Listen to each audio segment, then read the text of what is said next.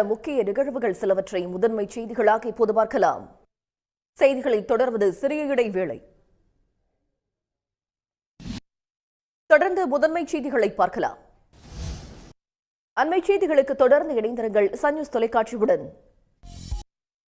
செய்திகளை விரிவாக பார்ப்பதற்கு முன்பாக முதலில் இந்த நேரத்திற்கான தலைப்புச் செய்திகள். தீபாவளி பண்டிகைக்காக சொந்த ஊர் செல்லும் புலம்பெயர் தொழிலாளர்கள் ஏராளமானவர்கள் கோவை ரயில் நிலையத்தில் குவிந்தனர். இது பற்றிய தகவல்களை தருவதற்காக செய்திகளில் தொடர்வது சிறிய இடைவேளை.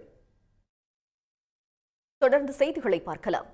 அன்புமணி கூறியது போல தாம் ஐசியூவில் அனுமதிக்கப்படவே இல்லை என்று மறுப்பு தெரிவித்திருக்கும் பாமக நிறுவனர் ராமதாஸ், பாமக நிர்வாகிகளை அன்புமணி அவதூறாக பேசியதற்கு கடும் கண்டனம் தெரிவித்துள்ளார். நெல்லை மாவட்டம் பணக்குடி அருகே கடந்த 2 நாட்களாக பெய்த கனமழையால், எழுபத் மாவட்டம் பணக்குடி அருகே கடந்த 2 நாட்களாக